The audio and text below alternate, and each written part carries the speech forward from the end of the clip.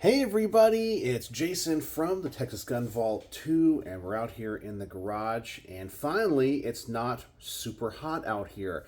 As we're progressing into fall, things are cooling off. In fact, I have the garage door open, and it is a beautiful day here in North Texas. And it is really, really nice. Nice breeze. I'd say probably upper 70s. It's awesome. So I'm really excited to be out here in the garage and enjoy this great weather. And as you can see here from the side, I am getting ready to film the garage portion of the range report on the Century Arms. Let me get the actual model number right. The AES 10B2, which is this Romanian RPK. So I have the range footage edited. I have the bullet point script made. I know everything I'm going to say. So I just have to film that, but I would be doing that today. But this afternoon, my wife and I and some friends are going up to Oklahoma because we're going to go see Penn and Teller, the magicians. I've always wanted to see them. They're playing at a casino that's like an hour and a half from here. So we got tickets to that, and I'm really excited. So we're going to go up there, I'll probably play some cards or something and eat and then see the show. So I'm kind of excited about that. But anyway, I wanted to come out here in the garage today, and I wanted to focus today's video on a unique perspective that I think I have as compared to other people when it comes to these. And I have to use certain language because of the YouTube AI, okay? So I think you guys are going to know what I'm talking about, but the mass casualty event that happened in Georgia earlier this week, where a student brought a firearm to a school, and unfortunately, I believe it was 4 people were essentially murdered. Okay, that's what happened.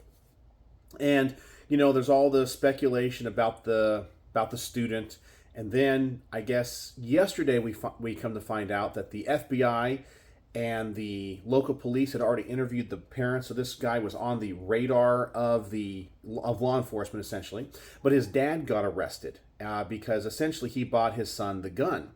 And I wanted to share my perspective because I think that when it comes to the gun community, I have a perspective that many other commentators don't have. I know that many of the legal people out there will always talk from a legal standpoint, which is sometimes very theoretical more than it is practical. But I am a teacher. I work in the public schools. I'm a music teacher. And even in that situation, I have a very unique situation where I work with a lot of kids one-on-one, and I also get to know the families of my students really well.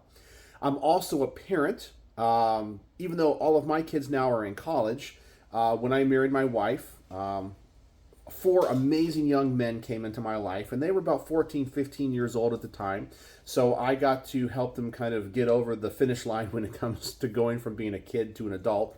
And so I know these years of their life, between 14 and 18, can be kind of tough. And so I can see things from the perspective of a parent, but also I can look at this from the perspective of a gun owner and Second Amendment advocate. And I see all sides of this argument and this debate. And I don't know if I necessarily have the answer, because I don't know if an answer exists, because there's simply too many variables. One of the problems when it comes to trying to figure out how to stop these things from happening is the politicians always trying to come up with blanket laws, regulations that essentially hurt innocent people, take rights away from innocent people, and they never really go to the root cause of the problem.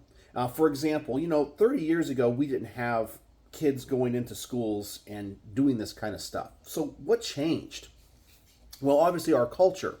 So changing a gun law isn't going to change our culture, because even if somebody doesn't have the access to a firearm, let's just say magically we're able to take all the firearms in the world away, the hate and the maliciousness and the utter evil that exists in these people's hearts, these perpetrators' hearts, doesn't go away. They still walk amongst us.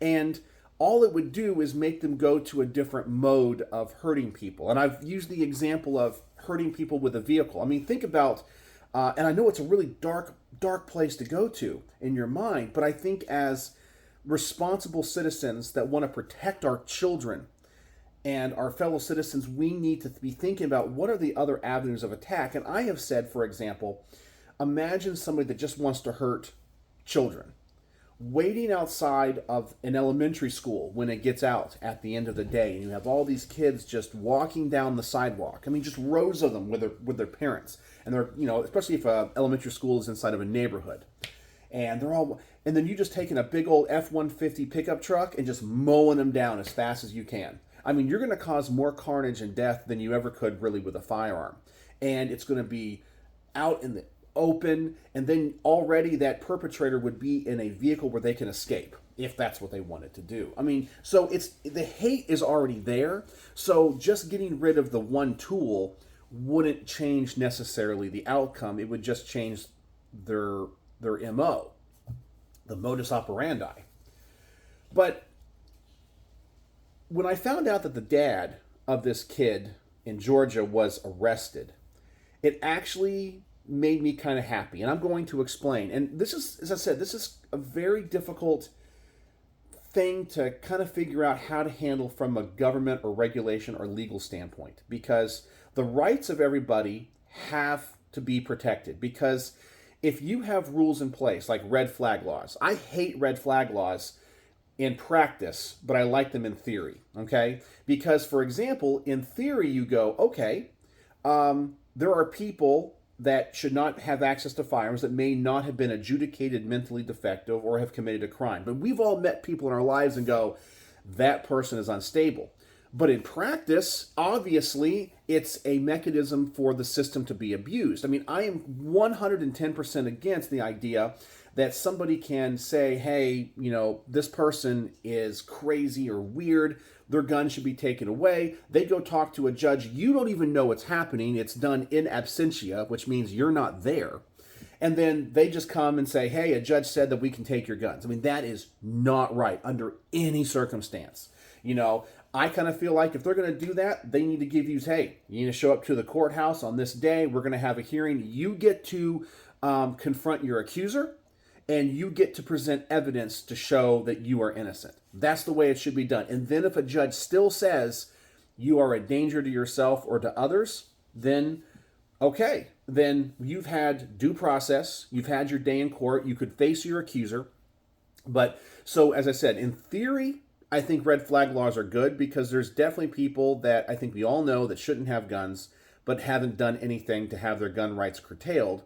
But on the other hand, we all see the extravagant abuse of this system that could be perpetrated upon many people and used as a retaliatory action. If you don't like your neighbor, you can just make an anonymous call to the police and say, this guy's got a gun, he said this kind of stuff, and they come and take his gun.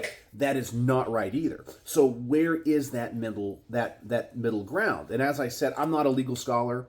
I feel like, okay, people should be allowed to report things to the government and say, or the police and say, listen, this person's making these statements about doing these horrific things. They have access to guns, but that person deserves a day in court where they get summoned. They get maybe a warrant or something is brought to them and say, listen, you have to show up. You have 3 days to show up to the court, and you can get legal counsel. You can present evidence. This is what's happening for your hearing, and you show up. So there's a balance that can be had. But when I found out the dad got arrested, I was thinking to myself, well, finally, because many times when it comes to these events, we get mad at law enforcement. And I'm not the biggest fan of law enforcement, okay? I think there's great law enforcement officers out there that do good things, and they're in it for the right reason. I also think that there are so many law enforcement officers out there that abuse their power, and if they feel slighted in any way, they're going to make your day, ruined. They could financially bankrupt you just because, they don't like the way that you talk back to them in a traffic stop. Well, I'm going to arrest you because of this, or whatever. We've all seen the videos, right? So they could ruin your life, and they don't bat an eye. They get to go home at the end of the day, but your life is now ruined because they just wanted to flex their legal muscle. But that's a different video for a different day. As I said, we get mad and go, well, why didn't they do something? Well, maybe they couldn't do anything because the kid hadn't done anything legally, he wasn't mentally adjudicated defective, so they couldn't lock him up or take him away. And the dad, until he commits a crime, still has his Second Amendment rights because he hasn't committed a crime. He hasn't been adjudicated mentally defective or become a prohibited person. So you can talk to them and maybe voluntarily they can do things or you can convince them to do things, but legally you can't, if that makes any sense. But let's talk about my perspective as a teacher for a moment, okay? And I'm not going to use names, I'm not going to use locations, but I'm going to tell you a couple of stories. In my years of teaching, I have had a handful. I would say, I've taught hundreds, if not thousands, of students. Music is what I do.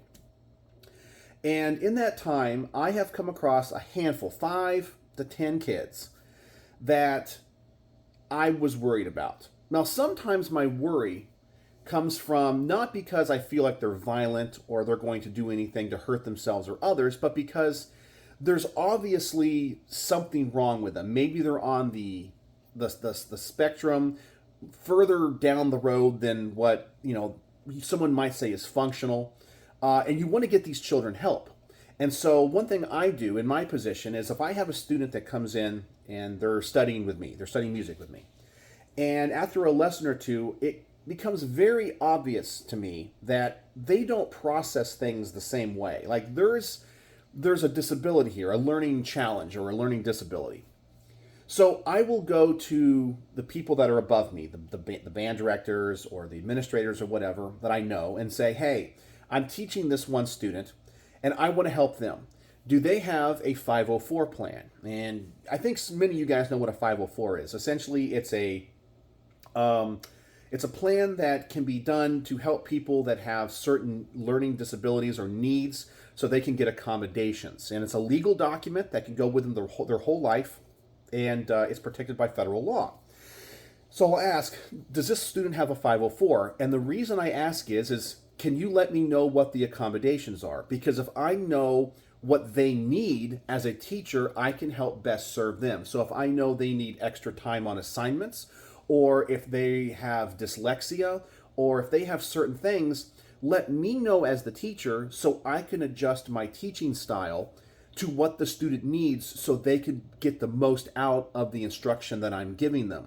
And these diagnoses are done by professionals, and that's when it goes on this document. So it lets me know immediately, oh, this student needs this, so I can adjust immediately and help them the best way possible. But getting back to the students, I would say I've had a number of students that come in and go, there's something wrong here, okay? They're not processing things right. Their behavior is a little bit weird. So let me find out. And then I'll go to these administrators or band directors or whatever, and I'll ask them, they have a 504, and they'll sometimes look at me and they kind of roll their eyes because they have the same problems with these students in class. And they'll roll their eyes and go, nope. And I go, how in the world do they not have a 504? And these administrators will tell me, because the parents are in denial. They don't believe that there's anything wrong with their kids. The idea that their children, that their pride and joy require some type of special assistance is unfathomable to them. No, my child is perfect. There's nothing wrong with him. He's just growing up. He's just weird. He's just socially awkward. And that might be the case, but you really should get a proper diagnosis from a psychologist to know if your child needs help so they can get the most out of school and become a productive adult in years to come. And there are a number of parents that I've encountered that do not believe that there's anything wrong with their kids and are in complete denial. Now, I never approach the parents about that. The administrators, the people that are in charge of that do. And they'll come back and go, there's nothing we can do. We can't force them to get help because the kid hasn't necessarily done anything. He might be struggling. We can recommend it, but ultimately the parent has final say. And I think a lot of you guys would agree on that because, once again, this could be a system that could be abused in that imagine a school without your knowledge, without your permission, taking your child from you and putting them through a battery of tests and then coming back to you and say, you have to do this. This is what they are. you'd be pissed, right? You'd be really pissed because how your child is raised is essentially, up to you. So I understand why people would be upset. Once again, there's got to be some type of middle ground. But also, there are cases where it's obvious there is something wrong. Like, there is something wrong, and somebody needs to step in and do something. Maybe that has to be the school can file a petition with a judge that can therefore, once again, summon in the parents. They have a hearing, and the judge can say, I know as a parent you think there's nothing wrong with your child. However, I have these professionals saying there are. I am going to order as a officer of the court that you have to have your child looked or at least tested by these professionals to see if there is something wrong. And then based off of their determination, we can go from there. You know what I'm saying? So everyone has due process and their day in court. And I know that's an inconvenience for some people. Now, let's talk about the very few. And I would say out of the 10 or so students in my life that I've had, that obviously the parents were in complete and utter denial about the problems with their children. I would say I've had three. Let me think. One, two. Yeah, I've had three, maybe four, that exhibited what I think is dangerous behavior, okay? Or a warning red flag behavior. Now, one of them was, the kid was, I'm just going to say he was creepy. And other students would talk about how he would either look at girls or how he would touch them inappropriately at school. And not meaning he would grope them, but touch them on the shoulder, whatever, and they would not be receptive to it. Or things he would say that were really creepy and it's that borderline between inappropriate but they're kid. I don't know. And everyone kind of knew there's something wrong with this kid. There's something wrong with this kid. And he was one where I asked the administrators and the band directors, does he have a 504? Nope. His parents say there's nothing wrong with him. Well, one day I get to school and he was supposed to come in for his lesson and he wasn't there, which is, sometimes kids get sick or whatever. And so a week goes by, wasn't there again. I asked some of the other students, have you seen this person? And they said, no, he was taken out of school. Well, this is the first information I got. So then I'd go talk to people and the people above me, and they'd say, we don't know. He was just taken out of school. Then as time goes on, more information gets leaked. And it turned out that this kid, okay, and he was a minor at the time. He was, probably 16 or 17 years old, had been caught doing horrific things to his half-sister, who was an infant. And it's just we knew this was going to happen. Okay, so the kid got pulled out of school, he got arrested, he went to, juvenile court and all that kind of stuff. But it's just everyone's we knew this was going to happen. We were all aware of it, but there's nothing we could do, but we could tell the parents, but they refused to listen. I've had another student at a different school show violent tendencies he was very socially awkward. He was probably on the spectrum a little bit, but he brought a lot of attention to himself, the way that he behaved, the way that he interacted with the people. And then when things, how kids can be, they're going to make fun of kids, they're going to bully, they're going to do things, or sometimes as a human being, we're going to try out for things or want to be part of something try out for a football team, or some type of extracurricular activity that requires an audition or a tryout, and you're not going to make it. I remember when I was in middle school, I wanted to be on the basketball team so bad. I tried out for 3 years. I never made it. But you know what? Basketball wasn't for me. But that's okay, and I learned at a young age, you're not going to win and get to participate every time. You got to be the best. Well, this person, he had issues when he would find out that, hey, he didn't make this thing he was trying out for.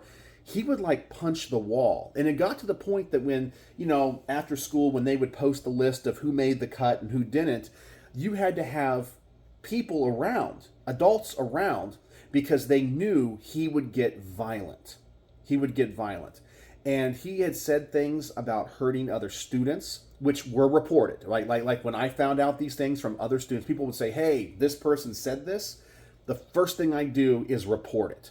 I tell the people above me, and I say, this is what I'm hearing. I need to report this immediately.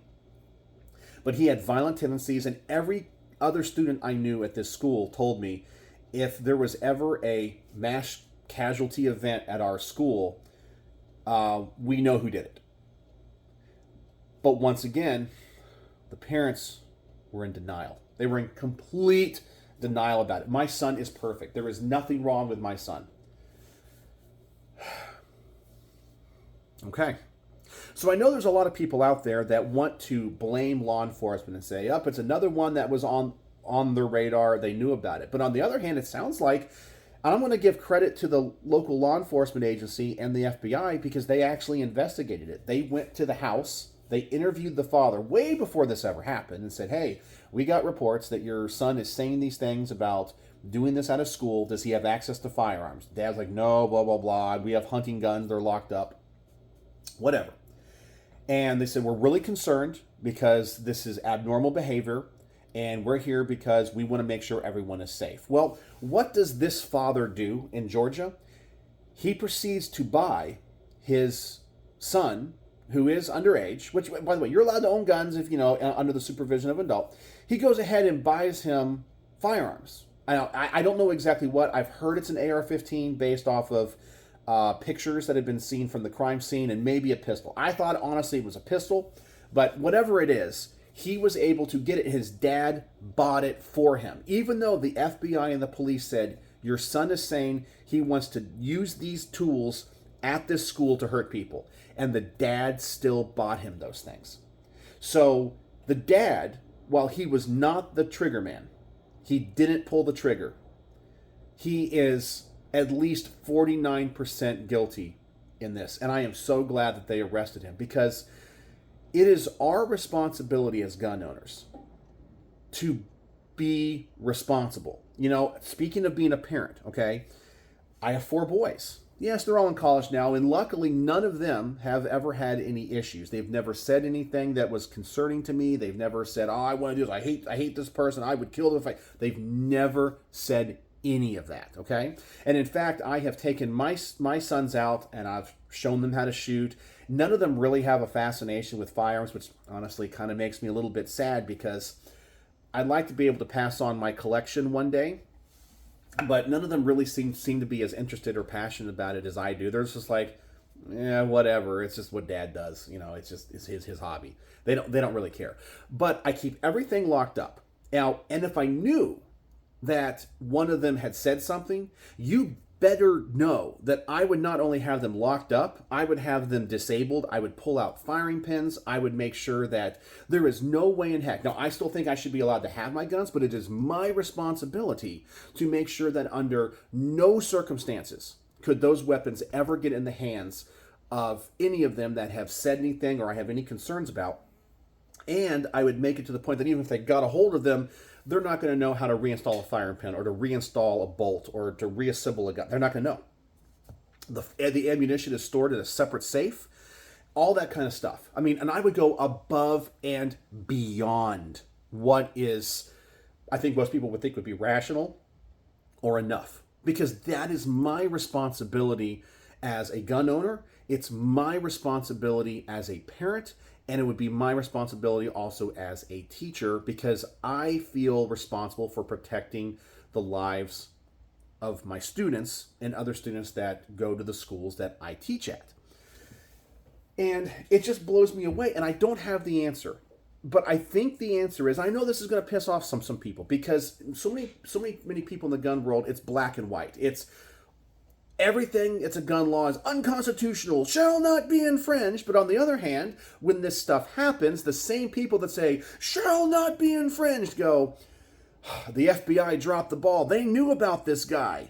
Well, what do you want them to do? If all gun laws are unconstitutional and shall not be infringed, then you get pissed off at them when they don't do anything because they can't.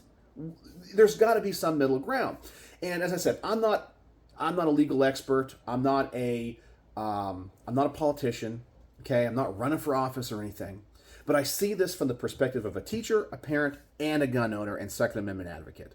And I personally feel the middle ground on this issue is red flag laws are okay with due process, meaning it's not done in absentia. That if somebody is going to make a claim against you, it cannot be anonymous. It has to be done in a way through a proper channel, through a petition of the court. Then that court summons you, giving you enough time to mount a defense, meaning you have time to get legal counsel. You have time to understand what is being alleged against you.